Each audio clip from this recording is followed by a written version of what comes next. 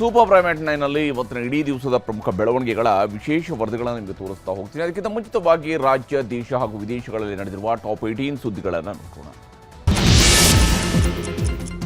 Metro ದರ ಏರಿಕೆ ಟೆನ್ಷನ್ನಲ್ಲಿದ್ದ ಪ್ರಯಾಣಿಕರಿಗೆ ಸಿಹಿ ಸುದ್ದಿ ಸಿಕ್ಕಿದೆ. ಸೋಮವಾರದಿಂದ ಪರಿಷ್ಕರಣೆ ಆಗಬೇಕಾಗಿದ್ದ ಮೆಟ್ರೋ ದರ ಏರಿಕೆಗೆ ಬ್ರೇಕ್ ಬಿದ್ದಿದೆ. ಈ ಬಗ್ಗೆ ಬೆಂಗಳೂರು ದಕ್ಷಿಣ ಸಂಸದ ತೇಜಸ್ವಿ ಸೂರ್ಯ ಮಾಹಿತಿ ನೀಡಿದ್ದಾರೆ. ನಮ್ಮ ಮನವಿಯನ್ನು ಕೇಂದ್ರ ಸರ್ಕಾರ ಪುರಸ್ಕರಿಸಿದೆ. ಹಾಗೆಯೇ ಮೆಟ್ರೋ ದರ ನಿಗದಿಗೆ ಹೊಸ ಸಮಿತಿ ರಚನೆಯ ಬಗ್ಗೆ ಕೇಂದ್ರಕ್ಕೆ ರಾಜ್ಯ ಸರ್ಕಾರ ಪತ್ರ ಬರೀಬೇಕು ಅಂತ ತೇಜಸ್ವಿ ಸೂರ್ಯ ಸಲಹೆ ನೀಡಿದ್ದಾರೆ. ಬೀದರ್ನ ಪಾಪನಾಶ ದೇವಸ್ಥಾನದ ಜೀರ್ಣೋದ್ಧಾರ ಕಾಮಗಾರಿಗೆ ಚಾಲನೆ ನೀಡುವ ವೇಳೆ ಭಾರೀ ಹೈಡ್ರಾಮಾ ನಡೆದಿದೆ. ಈ ಯೋಜನೆಗೆ 2024ರಲ್ಲಿ ಪ್ರಧಾನಿ ನರೇಂದ್ರ ಮೋದಿಯವರು ಶಂಕುಸ್ಥಾಪನೆಯನ್ನು ನೆರವೇರಿಸಿದರು. ಹೀಗಾಗಿ ಮತ್ತೆ ಶಂಕುಸ್ಥಾಪನೆ ಮಾಡಬಾರದು ಅಂತ ಬಿಜೆಪಿ ನಾಯಕರು ರಸ್ತೆಯಲ್ಲೇ ಕುಳಿತು ಪ್ರತಿಭಟನೆ ಮಾಡಿದರು. ಕಡೆಗೆ ಪೊಲೀಸರು ಎಲ್ಲರನ್ನೂ ವಶಕ್ಕೆ ಪಡ್ಕೊಂಡಿದ್ದಾರೆ. ಗಲಾಟೆ ನಡುವೆಯೇ ಜೀರ್ಣೋದ್ಧಾರ ಕಾಮಗಾರಿಗೆ ಸಚಿವ ಈಶ್ವರ್ ಖಂಡ್ರೆ ಮತ್ತೆ ಚಾಲನೆ ಕೊಟ್ಟಿದ್ದಾರೆ. ಬಿಜೆಪಿ ಕಾರ್ಯಕರ್ತರನ್ನ ಪೊಲೀಸರು ವಶಕ್ಕೆ ಪಡೆದಿದ್ದಕ್ಕೆ ಸಚಿವ ಈಶ್ವರ್ ಖಂಡ್ರೆ ವಿರುದ್ಧ ಮಾಜಿ ಸಂಸದ ಭಗವಂತ್ ಖೂಬಾ ಏಕವಚನದಲ್ಲಿ ವಾಗ್ದಾಳಿ ಮಾಡಿದ್ದಾರೆ. ಈಶ್ವರ್ ಖಂಡ್ರೆ ಅವನತಿ ಇಂದಿನಿಂದ ಪ್ರಾರಂಭವಾಗಿದೆ. ಪಾಪನಾಶ ದೇವರ ದರ್ಶನಕ್ಕೆ ತೆರಳುತ್ತಿದ್ದವರಿಗೆ ಅಡ್ಡಿಪಡಿಸಿದ ನಿನಗೆ ಶಾಪ ತಟ್ಟತ್ತೆ. ಜಿಲ್ಲಾಡಳಿತ, ಪೊಲೀಸ್ ಇಲಾಖೆ ಬಳಸಿಕೊಂಡು ನಮ್ಮನ್ನು ಹತ್ತಿಕ್ಕಲು ಮುಂದಾಗಿದ್ದೀರಿ ಅಂತ ಆಕ್ರೋಶ ವ್ಯಕ್ತಪಡಿಸಿದ್ದಾರೆ.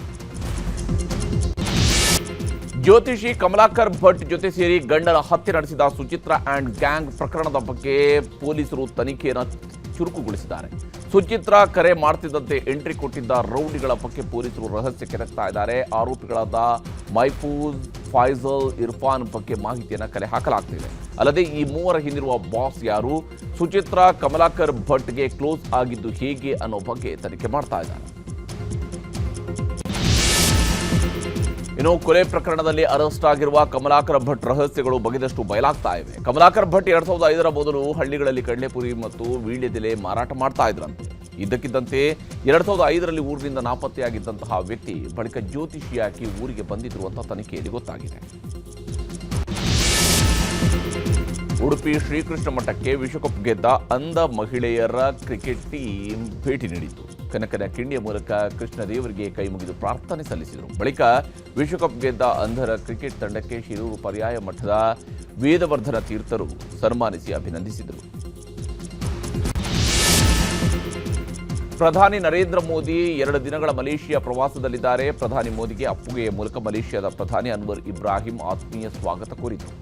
ಭಾರತ ಮಲೇಷಿಯಾ ನಡುವೆ ಹೂಡಿಕೆ, ತಂತ್ರಜ್ಞಾನ, ಸಹಕಾರ, ಪ್ರಾದೇಶಿಕ ಮತ್ತು ಜಾಗತಿಕ ಪ್ರವಾಸೋದ್ಯಮ ವಿಷಯಗಳ ಒಪ್ಪಂದಗಳಿಗೆ ನಾಳೆ ಉಭಯ ನಾಯಕರು ಸಹಿ ಹಾಕಲಿದ್ದಾರೆ. ಕೇರಳ ಚುನಾವಣೆ ಹತ್ತಿರವಾಗ್ತಿದ್ದಂತೆ ಶಬರಿಮಲೆ ಚಿನ್ನಾಭರಣ ಕಳ್ಳತನ ಪ್ರಕರಣದಲ್ಲಿ ಹೋರಾಟಕ್ಕಿಳಿಯಲು ಬಿಜೆಪಿ ಮುಂದಾಗಿದೆ. ನ್ಯಾಯ ಒದಗಿಸುವುದಕ್ಕಾಗಿ ಬಿಜೆಪಿ ಸಂಪೂರ್ಣ ಹೋರಾಟ ನಡೆಸಲಿದೆ ಎಂದು ಬಿಜೆಪಿಯ ರಾಷ್ಟ್ರೀಯ ಅಧ್ಯಕ್ಷ ನಿತಿನ್ ನಬೀನ್ ಹೇಳಿದ್ದಾರೆ. ಕೇರಳ ಪ್ರವಾಸದಲ್ಲಿರುವ ಅವರು ಹಲವು ಐತಿಹಾಸಿಕ ದೇಗುಲಗಳಿಗೆ ಭೇಟಿ ನೀಡಿ ವಿಶೇಷ ಪ್ರಾರ್ಥನೆ ಸಲ್ಲಿಸಿದರು. ಬಿಹಾರದ ಸಂಸದ ಪಪ್ಪು ಯಾದವ್ ಅಲಿಯಾಸ್ ರಾಜೇಶ್ ರಂಜನ್ ಅವರನ್ನ 31 ವರ್ಷಗಳ ಹಳೆಯ ಕೇಸ್ನಲ್ಲಿ ಪೊಲೀಸರು ಬಂಧಿಸಿದ್ದಾರೆ. ವಂಚನೆಯ ಮೂಲಕ ಮನೆ ಬಾಡಿಗೆಗೆ ಪಡೆದ ಆರೋಪದಲ್ಲಿ 1995ರಲ್ಲಿ ಪ್ರಕರಣ ದಾಖಲಾಗಿದ್ದು ಕೋರ್ಟ್ ವಿಚಾರಣೆಗೆ ಗೈರಾಗಿದ್ದರಿಂದ ಪೊಲೀಸರು ಬಂಧಿಸಿದ್ದಾರೆ. ಪಪ್ಪು ಯಾದವ್ ಅವರ ಬಂಧನವನ್ನು ಖಂಡಿಸಿರುವ ರಾಹುಲ್ ಗಾಂಧಿ ಸೇಡಿನ ಕೃತ್ಯ ಎಂದು ಹೇಳಿದ್ದಾರೆ. ಮಣಿಪುರದಲ್ಲಿ ಹಿಂಸಾಚಾರ ಮತ್ತೆ ಭುಗಿಲೆದಿದೆ. ಚುರಾಚಂದ್ಪುರ ಜಿಲ್ಲೆಯಲ್ಲಿ ಕುಕಿ ಬುಡಕಟ್ಟು ಸಮುದಾಯ ಪ್ರತಿಭಟನೆ ಮಾಡ್ತಾ ಇವೆ. ಸಮುದಾಯದ ಶಾಸಕ ನೆಮ್ಚಾ ಬಿಜೆಪಿ ಸರ್ಕಾರದಲ್ಲಿ ಉಪಮುಖ್ಯಮಂತ್ರಿಯಾಗಿ ಸೇರ್ಪಡೆಗೊಂಡಿದ್ದನ್ನು ವಿರೋಧಿಸಿ ಕುಕಿ ಸಮುದಾಯ ಭಾರೀ ಪ್ರತಿಭಟನೆ ಮಾಡ್ತಾ ಇದೆ. ಉತ್ತರ ಪ್ರದೇಶದ ಯಮುನಾ ಎಕ್ಸ್ಪ್ರೆಸ್ ವೇನಲ್ಲಿ ಭೀಕರ ಅಪಘಾತ ಸಂಭವಿಸಿ 6 ಜನ ಸಾವಿಗೀಡಾಗಿದ್ದಾರೆ. ಮಥುರಾ ಬಳಿ ಶೌಚಾಲಯಕ್ಕಾಗಿ ಹೆದ್ದಾರಿ ಪಕ್ಕದಲ್ಲಿ ಖಾಸಗಿ ಬಸ್ ನಿಲ್ಲಿಸಿ ಕೆಳಗಿಳಿದಿದ್ರು. ಆಗ ಹಿಂದಿನಿಂದ ಬಂದ ಕಂಟೈನರ್ ಬಸ್ಗೆ ಡಿಕ್ಕಿ ಹೊಡೆದಿದೆ. ಪರಿಣಾಮ 6 ಜನ ಸ್ಥಳದಲ್ಲಿ ಮೃತಪಟ್ಟಿದ್ದು 8ಕ್ಕೂ ಹೆಚ್ಚು ಜನರಿಗೆ ಆಸ್ಪತ್ರೆಯಲ್ಲಿ ಚಿಕಿತ್ಸೆ ನೀಡಲಾಗ್ತಾ ಇದೆ. ಅಮೆರಿಕದ ಮಾಜಿ ಅಧ್ಯಕ್ಷ ಬರಾಕ್ ಒಬಾಮಾ ಮತ್ತು ಅವರ ಪತ್ನಿ ಮಿಶೆಲ್ ವಿರುದ್ಧ ಡೊನಾಲ್ಡ್ ಟ್ರಂಪ್ ಜನಾಂಗೀಯ ನಿಂದನೆ ಪೋಸ್ಟ್ ಮಾಡಿದರು. ಒಬಾಮಾ ದಂಪತಿಯನ್ನ ಮಂಗಗಳಂತೆ ಚಿತ್ರಿಸಿರುವ ಎಐ ವಿಡಿಯೋ ಹಂಚಿಕೊಂಡಿದ್ರು. ಇದಕ್ಕೆ ತೀವ್ರ ವಿರೋಧ ವ್ಯಕ್ತವಾಗ್ತಾ ಇರೋದರ ಬೆನ್ನಲ್ಲೇ ಪೋಸ್ಟ್ ಡಿಲೀಟ್ ಮಾಡಿದ್ದಾರೆ. ಆಫ್ರಿಕಾದ ಸುಡಾನ್ನಲ್ಲಿ ಯುದ್ಧದ ಭೀತಿ ಎದುರಾಗಿದೆ. ಹೀಗಾಗಿ ಸಾವಿರಾರು ಜನ ದೇಶ ಬಿಟ್ಟು ಹೋಗ್ತಾ ಇದ್ದಾರೆ. ಆದರೆ ದೇಶ ತೊರೆಯುತ್ತಿದ್ದ ವಾಹನಗಳ ಮೇಲೆ ಅರಸೇನಾ ಪಡೆ ಡ್ರೋನ್ ದಾಳಿ ನಡೆಸಿದೆ. ಈ ದಾಳಿಯಲ್ಲಿ 8 ಮಕ್ಕಳು ಸೇರಿದಂತೆ 24 ಮಂದಿ ಸಾವಿಗೀಡಾಗಿದ್ದಾರೆ. ಮಾನವ ಹಕ್ಕುಗಳ ಸಂಘಟನೆಗಳು ಕೂಡಲೇ ರಕ್ಷಣೆಗೆ ಬರಬೇಕು ಅಂತ ವೈದ್ಯರ ತಂಡ ಮನವಿ ಮಾಡಿದೆ. ಐಸಿಸಿ T20 ವಿಶ್ವಕಪ್ ಟೂರ್ನಿಯಲ್ಲಿಂದು ಹಾಲಿ ಚಾಂಪಿಯನ್ ಭಾರತ ಹಾಗೂ ಯುನೈಟೆಡ್ ಸ್ಟೇಟ್ಸ್ ಆಫ್ ಅಮೆರಿಕಾ ತಂಡ ಮುಖಾಮುಖಿಯಾಗಿವೆ. ಟಾಸ್ ಸೋತು ಮೊದಲು ಬ್ಯಾಟಿಂಗ್ ಇಳಿದ ಭಾರತ 20 ಓವರ್ಗೆ 9 ವಿಕೆಟ್ಗಳ ನಷ್ಟಕ್ಕೆ 161 ರನ್ಗಳ ಸಾಮಾನ್ಯ ಮೊತ್ತವನ್ನು ಕಲೆ ಹಾಕಿದೆ. ಅಮೆರಿಕ ತಂಡಕ್ಕೆ 162 ರನ್ಗಳ ಟಾರ್ಗೆಟ್ ಕೊಟ್ಟಿದೆ. ಸೂರ್ಯಕುಮಾರ್ ಯಾದವ್ 49 ಎಸೆತಗಳಲ್ಲಿ 84 ರನ್ ಬಾರಿಸಿ ಭಾರತದ ಬ್ಯಾಟಿಂಗ್ನ ಬೆನ್ನೆಲುಬಾಗಿದ್ರು. ತಿಲಕ್ ವರ್ಮಾ 16 ಬಾಲ್ಗೆ 25 ರನ್ ಗಳಿಸಿದ್ದೇ ಎರಡನೇ ಅತಿ ಹೆಚ್ಚಿನ ಸ್ಕೋರ್. ಈಗ ಸುದ್ದಿಗಳನ್ನು ವಿವರವಾಗಿ ನೋಡ್ತಾ ಹೋಗೋಣ. ಕಾಂಗ್ರೆಸ್ನಲ್ಲಿ ಸಿಎಂ ಕುರ್ಚಿ ಕದನ 6ಕ್ಕೆ ಏರ್ತಿಲ್ಲ, 3ಕ್ಕೆ ಇಳಿತಾ ಇಲ್ಲ. ಸಿಎಂ ಬಜೆಟ್ ಮಂಡನೆಗೆ ಸಜ್ಜಾಗಿರುವ ಹೊತ್ತಲ್ಲೇ ಪಟ್ಟದ ಆಟ ಮತ್ತೆ ಸದ್ದು ಮಾಡಿದೆ. 5 ವರ್ಷದ ಆಟಕ್ಕೆ ಕಾಂಗ್ರೆಸ್ ಕಲಿಗಳು ಮಾತಿನಲ್ಲಿ ಕಿಚ್ಚು ಹಚ್ಚಿದ್ದಾರೆ. ಅದರಲ್ಲೂ ಸಿಎಂ ಪುತ್ರನ ಪಂಚವಾರ್ಷಿಕ ಮಾತು ಮತ್ತೆ ಸರ್ಕಾರದಲ್ಲಿ ಮಾತಿನ ಸಮರವನ್ನು ಸೃಷ್ಟಿಸಿದೆ. ಯತೀಂದ್ರ ಅವರ ಮಾತಿಗೆ ತಿರುಗೇಟು ಕೊಟ್ಟಿರುವಂತಹ DCM D K Shivakumar time will answer ಅಂತ ಹೇಳಿಕೆ ಕೊಟ್ಟು ಹೊಸ ಟ್ವಿಸ್ಟ್ ಕೊಟ್ಟಿದ್ದಾರೆ. 5 ವರ್ಷ ಸಿದ್ದರಾಮಯ್ಯ ಅವರು ಮುಖ್ಯಮಂತ್ರಿಗಳಾಗಿರ್ತಾರೆ. ಯತೀಂದ್ರನೇ ಈಗ ಹೈಕಮಾಂಡ್ ಅಂತ ನಾವು ಸ್ವೀಕಾರ ಮಾಡೋಣ ನಡೆದಿದೆ. ನಾನೇನು ಹೊಸದಾಗಿ ಹೇಳಿಕೆ ಕೊಟ್ಟಿಲ್ಲ. ಹಿಂದೆ ಹೇಳಿದ್ದು ಅದನ್ನೇ ಹೇಳಿ. Time will answer. ರಾಜ್ಯ ಕಾಂಗ್ರೆಸ್ನಲ್ಲಿ ಅಲ್ಪ ವಿರಾಮದ ಬಳಿಕ ಕುರ್ಚಿ ಕದನ ಮತ್ತೆ ಮಾರ್ಧನಿಸೋಕೆ ಶುರುವಾಗಿದೆ. ವಿಧಾನಮಂಡಲ ವಿಶೇಷ ಅಧಿವೇಶನದ ಬಳಿಕ ಸಿಎಂ ಸಿದ್ದರಾಮಯ್ಯ ಹಾಗೂ ಡಿಕೆ ಶಿವಕುಮಾರ್ ಅವರನ್ನ ಹೈಕಮಾಂಡ್ ಕರೆದು ಮಾತನಾಡಿ ಕ್ಲಾರಿಟಿ ಕೊಡುತ್ತೆ ಅನ್ನೋ ನಿರೀಕ್ಷೆ ಇತ್ತು. ಡಿಕೆ ಶಿವಕುಮಾರ್ ಆಪ್ತರು ಕೂಡ ಹೈಕಮಾಂಡ್ ಈಗ ಕರೆಯುತ್ತೆ, ಆಗ ಕರೆಯುತ್ತೆ ಅನ್ನೋ ಭರವಸೆ ಕಣ್ಣಿನಿಂದ ನೋಡ್ತಿದ್ರು. ಈ ಮಧ್ಯೆ ನಿನ್ನೆ ಯತೀಂದ್ರ ಸಿದ್ದರಾಮಯ್ಯ ಸಿಡಿಸಿದ ಒಂದು ಬಾಂಬ್ ರಾಜ್ಯ ರಾಜಕೀಯದಲ್ಲಿ ನಿಗಿನಿಗಿ ವಾತಾವರಣ ಸೃಷ್ಟಿ ಮಾಡಿಬಿಟ್ಟಿದೆ. ಇಷ್ಟಕ್ಕೆ ಸುಮ್ಮನಾಗದ ಸಿದ್ದರಾಮಯ್ಯ ಪುತ್ರ ಯತೀಂದ್ರ ತಮ್ಮ ಮಾತನ್ನ ಇಂದು ಕೂಡ ಸಮರ್ಥಿಸಿಕೊಂಡ್ರು. ನ್ಯೂಸ್ 18 ಜೊತೆ ಎಕ್ಸ್ಕ್ಲೂಸಿವ್ ಆಗಿ ಮಾತನಾಡಿರೋ ಯತೀಂದ್ರ ಸಿದ್ದರಾಮಯ್ಯ, ನಾನೇನು ಹೊಸದಾಗಿ ಹೇಳಿಕೆ ಕೊಟ್ಟಿಲ್ಲ, ಹಿಂದೆ ಏನು ಹೇಳಿದ್ನೋ ಅದನ್ನೇ ಹೇಳಿದ್ದೇನೆ ಅಂತ ತಮ್ಮ ಹೇಳಿಕೆಗೆ ಬದ್ಧ ಅಂದ್ರು. ಅಲ್ಲದೆ ನಾನು ಏನೇ ಹೇಳಿದ್ರೂ ಫೈನಲಿ ಹೈಕಮಾಂಡ್ ತೀರ್ಮಾನಿಸುತ್ತೆ, ಆ ತೀರ್ಮಾನಕ್ಕೆ ನಾವೆಲ್ಲರೂ ಬದ್ಧ ಅಂತ ಹೇಳೋ ಮೂಲಕ ಹೇಳಬೇಕಾದ್ದೆಲ್ಲವನ್ನು ಹೇಳಿ ಕೊನೆಗೆ ಮ್ಯಾನೇಜ್ ಮಾಡೋ ರೀತಿ ಮಾತಾಡಿದ್ರು. ಈ ಕುರಿತು ಮಂಗಳೂರಲ್ಲಿ ಮಾತನಾಡಿದ DCM D K Shivakumar time will answer ಅಂತ ಹೇಳೋ ಮೂಲಕ ಆಟ ಮುಂದಿದೆ ಅನ್ನುವ ಬಗ್ಗೆ ಸುಳಿವು ಕೊಟ್ರು. ನಾನೇನು ಹೊಸದಾಗಿ ಹೇಳಿಕೆ ಕೊಟ್ಟಿಲ್ಲ. ಹಿಂದೆ ಏನು ಹೇಳಿದ್ನೋ ಅದನ್ನೇ ಹೇಳಿದ್ದೀನಿ. ಸೊ ಹಾಗಾಗಿ ಮತ್ತೆ ಇದರಿಂದ ಚರ್ಚೆಗೆ ಗ್ರಾಸ ಆಗಿದೆ ಅನ್ನೋದು ಸರಿ ಇಲ್ಲ. ಹೈಕಮಾಂಡ್ ಅವರು ಏನು ಹೇಳ್ತಾರೆ ಅದಕ್ಕೆ ನಾವೆಲ್ಲರೂ ಬದ್ಧರಾಗಿರ್ಬೇಕು. ಇವಾಗ ಹೈಕಮಾಂಡ್ ಅವರು ಈಗ ಸದ್ಯಕ್ಕೆ ಸಿಎಂ ಬದಲಾವಣೆ ಆಗ್ತಾರೆ ಅಂತ ಹೇಳಿಲ್ಲ. ಪಾರ್ಟಿ ಏನ್ ಹೇಳ್ತದೆ ಕೇಳಬೇಕು ನಾವೆಲ್ಲ.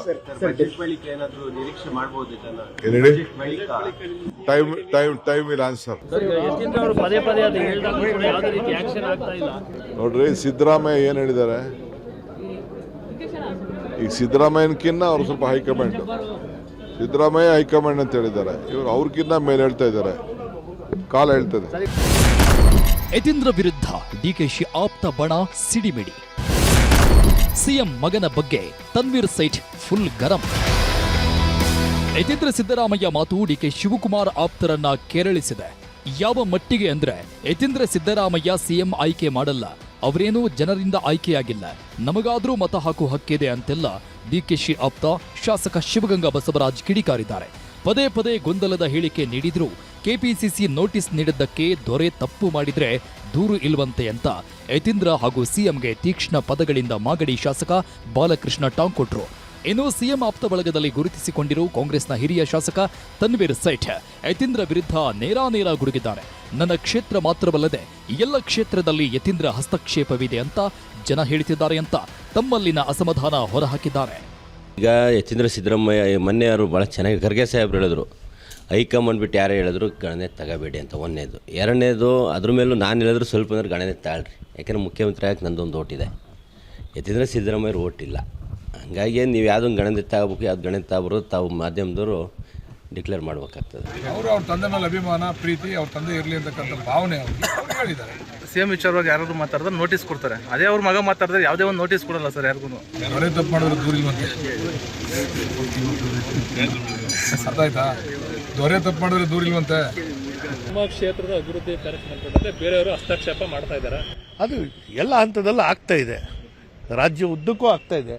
ಸೊ ಇದೆಲ್ಲ ಏನು ಮಾಡಬೇಕು ಅನ್ನೋದನ್ನ ಸರಿ ಮಾಡುವಂತ ಕೆಲಸ ಮಾಡ್ತಾ ಇದ್ದೀವಿ. ಗೌಪ್ಯವಾಗಿ ಹೇಳ್ತಾ ಇದ್ದೀವಿ. ಅದು ಬಹಿರಂಗ ಆಗುವಂತ ಸನ್ನಿವೇಶಗಳು ಬಂದಾಗ ಖಂಡಿತವಾಗಿ ಅದು ಬಹಿರಂಗ ಆಗುತ್ತೆ, ಸ್ಫೋಟ ಆಗಲ್ಲ. ಈ ಮಧ್ಯೆ ಸಿಎಂ ಬಣದ ಶಾಸಕರು ಕೂಡ ಯತೀಂದ್ರ ಮಾತಿನ ಬಗ್ಗೆ ಪ್ರತಿಕ್ರಿಯಿಸಿದ್ದಾರೆ. ಯತೀಂದ್ರ ಮಾತು ವೈಯಕ್ತಿಕವಾದದ್ದು, ಯಾವುದೇ ಗೊಂದಲ ಇಲ್ಲ ಅಂತ ತೇಪೆ ಹಾಕೋ ಪ್ರಯತ್ನ ಮಾಡಿದ್ರು. ಅದು ಅವರ ಹೇಳಿಕೆ, ಅದು ಅವರಿಗೇನು ಮಾಹಿತಿ ಇದೆ ಆ ಆಧಾರದ ಮೇಲೆ ಹೇಳಿರ್ತಾರೆ. ನಾವು ಯಾವಾಗಲೂ ಹೇಳೋದೇನು ಅಂತ ಹೇಳಿದ್ರೆ, ನಮ್ಮ ಹೈಕಮಾಂಡ್ನವರು ಏನು ತೀರ್ಮಾನ ಮಾಡ್ತಾರೋ ಅಂತಿಮವಾಗಿ ಅದೇ ಫೈನಲ್. ನಾನು ಹೇಳಿದ್ದು, ನೀವು ಹೇಳಿದ್ದು, ಮತ್ತೊಬ್ರು ಹೇಳಿದ್ದು ಬರೋದಿಲ್ಲ. ಅಂತಿಮವಾಗಿ ಹೈಕಮಾಂಡ್ ಇಂದ ಏನ್ ತೀರ್ಮಾನ ಬರುತ್ತೆ ದಟ್ ಈಸ್ ಫೈನ್. ನಾನಾಗಿರ್ಬೋದು, ಬೇರೆ ಯಾರನ್ನ ಆಗಿರ್ಬೋದು, ಮಾಧ್ಯಮದ ಮುಂದೆ ನಾವು ಏನೇ ಹೇಳಿಕೆ ಕೊಟ್ಟರು ಅದು ಅಪ್ರಸ್ತುತ. ಖರ್ಗೆ ಸಾಹೇಬರು, ರಾಹುಲ್ ಗಾಂಧಿ ಅವರು ನಮ್ಮಿಬ್ರು ನಾಯಕರನ್ನ ಕರೆದಾಗ ಅವರು ಹೋಗಿ ಅವ್ರು ಭೇಟಿಯಾಗಿ ಏನು ಮಾತಾಡೋದು ಮಾತಾಡ್ತಾರೆ.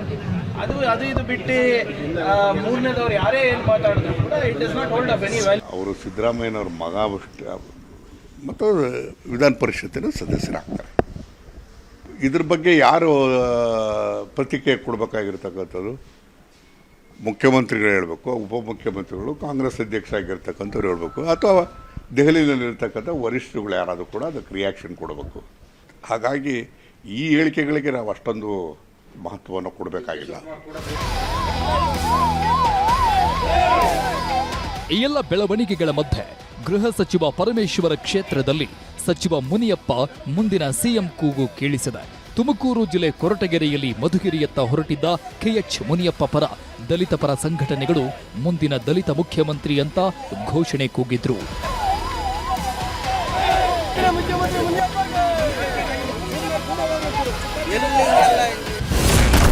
ಕಾಂಗ್ರೆಸ್ ಕುರ್ಚಿ ಕದನಕ್ಕೆ ಬಿಜೆಪಿ ನಾಯಕರ ವ್ಯಂಗ್ಯ. ಕಾಂಗ್ರೆಸ್ನಲ್ಲಿ ನಡೀತಿರೋ ಕುರ್ಚಿ ಬೆಳವಣಿಗೆಗಳು ವಿಪಕ್ಷ ನಾಯಕರಿಗೆ ಆಹಾರವಾಗಿವೆ.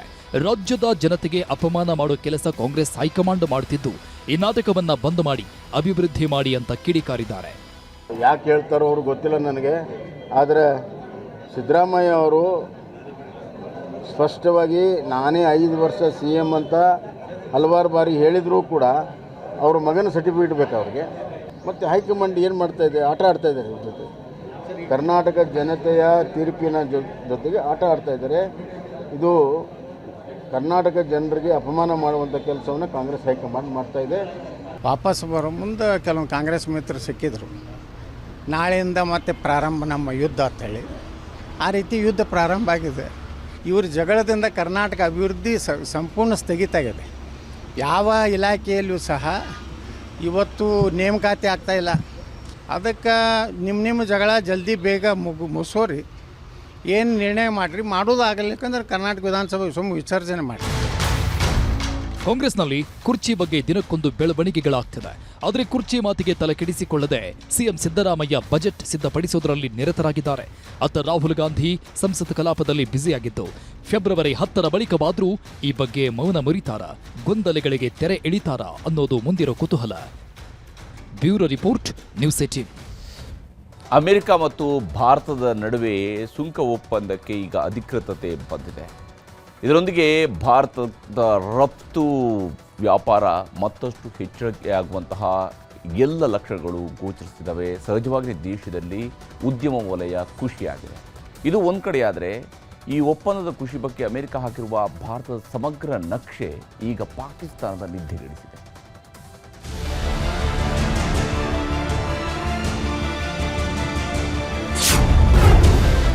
ಭಾರತಕ್ಕೆ ಅಮೆರಿಕದಿಂದ ಡಬಲ್ ಧಮಾಕ. ಸಮಗ್ರ ಭಾರತದ ನಕ್ಷೆ ಜೊತೆ ಸುಂಕ ಕಡಿತ ಘೋಷಣೆ. ಈ ಫೋಟೋ ನೋಡಿ. ವಿಶ್ವದ ದೊಡ್ಡಣ್ಣ ಅಂತ ಕರೆಸಿಕೊಳ್ಳೋ ಅಮೆರಿಕದ ಅಧ್ಯಕ್ಷ ಡೊನಾಲ್ಡ್ ಟ್ರಂಪ್ ಅವರ ಕಚೇರಿಯೇ ಬಿಡುಗಡೆ ಮಾಡಿರುವ ಅಖಂಡ ಭಾರತದ ನಕ್ಷೆ. ಅಮೆರಿಕ ಭಾರತ ಮಧ್ಯೆ ನಡೆದ ವಾಣಿಜ್ಯ ಒಪ್ಪಂದಗಳನ್ನು ಉಲ್ಲೇಖಿಸಿ ರಿಲೀಸ್ ಮಾಡಿರೋ ಫೋಟೋ. ಈ ಫೋಟೋ ಈಗ ಪಾಕಿಸ್ತಾನದವರ ನಿದ್ದೆಗೆಡಿಸಿದ್ರೆ ಭಾರತೀಯರ ಸಂಭ್ರಮ ಹೆಚ್ಚಿಸಿದೆ. ಯಾಕಂದ್ರೆ ಅಮೆರಿಕ ಬಿಡುಗಡೆ ಮಾಡಿರುವ ಭಾರತದ ಫೋಟೋದಲ್ಲಿ ಪಾಕಿಸ್ತಾನ ಆಕ್ರಮಿತ ಕಾಶ್ಮೀರ ಭಾರತಕ್ಕೆ ಸೇರಿದ್ದು ಅನ್ನೋ ಸಂದೇಶವನ್ನ ಅಮೆರಿಕವೇ ರವಾನಿಸಿದೆ. ನಿನ್ನೆಯಷ್ಟೇ ಪಾಕಿಸ್ತಾನ ಪ್ರಧಾನಿ ಶೆಹಬಾಜ್ ಶರೀಫ್, ಪಾಕ್ ಸೇನಾ ಮುಖ್ಯಸ್ಥ ಮುನೇರ್ ಕಾಶ್ಮೀರ ಪಾಕಿಸ್ತಾನದ ಪಾಲಾಗುತ್ತೆ ಅಂತ ಪುಂಕಾನುಪುಂಕವಾಗಿ ಪುಂಕ್ತಾ ಇದ್ರು. ಅಮೆರಿಕ ಬಲ ನಮ್ಮೊಂದಿಗಿದೆ ಅಂತ ಬಿಟ್ಟಿ ಬಿಲ್ಡಪ್ ಬೇರೆ ಕೊಟ್ಟಿದ್ರು. ಆದಷ್ಟು ಬೇಗ ಕಾಶ್ಮೀರದ ಸೋದರ ಸೋದರಿಯರಿಗೆ ಸ್ವಾತಂತ್ರ್ಯ ಸಿಗಲಿದೆ, ಕಾಶ್ಮೀರವನ್ನ ಪಾಕಿಸ್ತಾನ ನಿಮಗೆ ನೀಡಲಿದೆ ಅಂತ ಡೈಲಾಗ್ ಹೊಡೆದಿದ್ರು.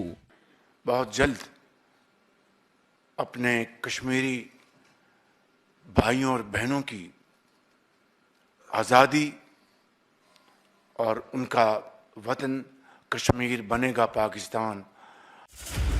ಪಾಕ್ ಪ್ರಧಾನಿ ಶರೀಫ್ ಹೇಳಿಕೆ ಕೊಟ್ಟ ಬರೀ 3 ಗಂಟೆಯಲ್ಲಿ ಅಮೆರಿಕ ಪಿಒಕೆ ಸೇರಿದ ಅಖಂಡ ಭಾರತದ ನಕ್ಷೆಯನ್ನ ರಿಲೀಸ್ ಮಾಡಿದೆ. ಪಾಕ್ ಆಕ್ರಮಿತ ಕಾಶ್ಮೀರ ಯಾವತ್ತಿದ್ರೂ ಭಾರತದ್ದೇ ಅಂತ ಅಮೆರಿಕನೇ ಜಗತ್ತಿಗೆ ಸಂದೇಶ ಕೊಟ್ಟಿದೆ. ಜೊತೆಗೆ ಪಾಕಿಸ್ತಾನಕ್ಕೆ 19% ಸುಂಕ ಹಾಕಿದ್ರೆ ಭಾರತಕ್ಕೆ 0ಯಿಂದ ಹಿಡಿದು 18% ಮಾತ್ರ ಸುಂಕವನ್ನ ಅಮೆರಿಕ ಹಾಕಿ ಒಪ್ಪಂದ ಮಾಡಿಕೊಂಡಿದೆ. ಹಾಗಿದ್ರೆ ಭಾರತ ಅಮೆರಿಕ ಒಪ್ಪಂದದ ಪ್ರಮುಖ ಅಂಶಗಳೇನು ಅಂತ ನೋಡೋದಾದ್ರೆ, ಭಾರತದಿಂದ ಒಟ್ಟು 28 ಲಕ್ಷ ಕೋಟಿ ರೂಪಾಯಿ ಮೌಲ್ಯದ ವಸ್ತುಗಳು ಅಮೆರಿಕಾಗೆ ರಫ್ತಾಗಲಿದೆ. ಅಮೆರಿಕದಿಂದ ಮುಂದಿನ 5 ವರ್ಷದಲ್ಲಿ 4,52,000 ಕೋಟಿ ಬೆಲೆಯ ವಸ್ತುಗಳನ್ನು ಭಾರತ ಖರೀದಿಸಲಿದೆ. ಇದರಿಂದ ಭಾರತದ ಎಂಎಸ್ಎಂಇಗಳಿಗೆ, ರೈತರಿಗೆ, ಮೀನುಗಾರರಿಗೆ ಅಮೆರಿಕದಲ್ಲಿ ಮುಕ್ತ ಮಾರುಕಟ್ಟೆ ಸಿಗಲಿದ್ದು, ರಫ್ತು ಹೆಚ್ಚಳದಿಂದ ಲಕ್ಷಾಂತರ ಹೊಸ ಉದ್ಯೋಗಾವಕಾಶಗಳು ಸೃಷ್ಟಿಯಾಗಲಿವೆ. ಅಷ್ಟೇ ಅಲ್ಲ, ಒಣಧಾನ್ಯಗಳು, ಕೆಂಪುಜೋಳ, ಹಣ್ಣುಗಳು, ಸೋಯಾಬೀನ್ ಎಣ್ಣೆ, ವೈನ್, ಸ್ಪಿರಿಟ್ಗೆ ಅಮೆರಿಕದಿಂದ ಭಾರತಕ್ಕೆ ಸುಂಕದಲ್ಲಿ ರಿಯಾಯಿತಿ ಕೊಡಲಿದೆ. ಹಾಗೆ ಭಾರತದ ಎಥೆನಾಲ್ ಉತ್ಪನ್ನ, ವಿಮಾನ ಬಿಡಿ ಭಾಗ, ಕಲ್ಲಿದ್ದಲು ಲೋಹ, ಜವಳಿ, ಚರ್ಮದ ಉಡುಪು, ಪಾದರಕ್ಷೆ, ರಬ್ಬರ್ಗೆ ಅಮೆರಿಕದಲ್ಲಿ ಬೇಡಿಕೆ ಹೆಚ್ಚಲಿದೆ. ಜೊತೆಗೆ ಭಾರತದ ಸಾವಯವ ರಾಸಾಯನಿಕ, ಗೃಹಾಲಂಕಾರ, ಕುಶಲಕರ್ಮಿ ಉತ್ಪನ್ನಗಳು, ಯಂತ್ರೋಪಕರಣ ವಲಯಗಳಲ್ಲಿ ಭಾರತಕ್ಕೆ ದೊಡ್ಡ ಮಾರುಕಟ್ಟೆ ಸೃಷ್ಟಿಯಾಗಲಿದೆ. ಆಮೇಲೆ ಕೃಷಿ, ಡೈರಿ ಉತ್ಪನ್ನ, ನಿರ್ದಿಷ್ಟ ಸೇವಾ ವಲಯಗಳ ಹಿತರಕ್ಷಣೆಗೆ ಭಾರತ ಕಟಿಬದ್ಧವಾಗಿದ್ದು, ಅಮೆರಿಕ ಒತ್ತಡಕ್ಕೆ ಮಣಿಯದೆ ಭಾರತ ಚೌಕಾಸಿಗೆ ಅಮೆರಿಕವೇ ಶರಣಾಗಿದೆ. ಭಾರತ ರಷ್ಯಾದಿಂದಲೂ ತೈಲ ಖರೀದಿಸಲಿದೆ. ಅಮೆರಿಕ ಜೊತೆಯೂ ವ್ಯಾಪಾರ ಮಾಡಲಿದೆ. ಯುರೋಪ್ ದೇಶಗಳ ಜೊತೆಯೂ ಒಪ್ಪಂದದಂತೆ ಭಾರತ ಮೇಕ್ ಇನ್ ಇಂಡಿಯಾ ಉತ್ಪನ್ನಗಳಿಗೆ ಮುಕ್ತ ಮಾರುಕಟ್ಟೆ ಸೃಷ್ಟಿ ಮಾಡುತ್ತಿದ್ದು, ಭಾರತ ಜಗತ್ತಿನ 3ನೇ ಶಕ್ತಿಶಾಲಿ ಆರ್ಥಿಕ ರಾಷ್ಟ್ರವಾಗೋ ಕಾಲ ಹೆಚ್ಚು ದೂರವಿಲ್ಲ. Bureau report, news 18. Greater Bengaluru ಪ್ರಾಧಿಕಾರಕ್ಕೆ ಮತ್ತು ಇದರ ವ್ಯಾಪ್ತಿಯಲ್ಲಿ ಬರ್ತಕ್ಕಂಥ 5 ಪಾಲಿಕೆಗಳಿಗೆ ಚುನಾವಣೆ ಮಾರ್ಚ್ ತಿಂಗಳ ಅಂತ್ಯದ ವೇಳೆಗೆ ಘೋಷಣೆ ಆಗಬಹುದು. ಬಹುತೇಕ ಮೇ ಜೂನ್ ತಿಂಗಳಲ್ಲಿ ಗ್ರೇಟರ್ ಬೆಂಗಳೂರಿನ ಎಲೆಕ್ಷನ್ ಕೂಡ ನಡೀಬಹುದು. ಹೀಗಾಗಿ ಮುಂಬರುವ GP ಎಲೆಕ್ಷನ್ನಲ್ಲಿ ಹೇಗೆಲ್ಲ ಸಿದ್ಧತೆಗಳನ್ನು ಮಾಡಬೇಕು ಅನ್ನೋದಕ್ಕೆ BJP ಈಗಿಲ್ಲೇ ತಯಾರಿಯನ್ನು ಆರಂಭಿಸಿದೆ. ದೆಹಲಿ ನಾಯಕರು ಕೊಟ್ಟಿರುವಂತಹ ಸೂಚನೆಯಂತೆಯೇ ರಾಮ್ ಮಾಧವ್ ಅವರು BJP ಪ್ರಮುಖರ ಜೊತೆಗೆ ಇವತ್ತು ಸಭೆ ಕೂಡ ನಡೆಸಿದ್ದಾರೆ. ಆ ಮೂಲಕ ಮೈತ್ರಿಯನ್ನು, JDS ಜೊತೆಗಿನ ಮೈತ್ರಿಯನ್ನು ಹೇಗೆ ಮುಂದುವರಿಸ್ಕೊಂಡು ಹೋಗಬೇಕು, ಯಾವ ರೀತಿಯಲ್ಲಿ ಸೀಟು ಹಂಚಿಕೆಗಳನ್ನು ಮಾಡಬೇಕು ಅನ್ನುವಂತಹ ನಿಟ್ಟಿನಲ್ಲೂ ಕೂಡ ಚರ್ಚೆಗಳು ನಡೆದಿದ್ದಾವೆ. ಪಕ್ಷದ ನಾಯಕರುಗಳು ಪ್ರಮುಖವಾಗಿ ಬೆಂಗಳೂರು ಭಾಗದ ನಾಯಕರ ಜೊತೆಗಿನ ಚರ್ಚೆ ನಡೆಸೋದರ ಮೂಲಕ GBA ಚುನಾವಣೆಗೆ ಭರ್ಜರಿ ತಯಾರಿಯನ್ನು ಕಮಲ ಪಡೆ ಆರಂಭಿಸಿದೆ.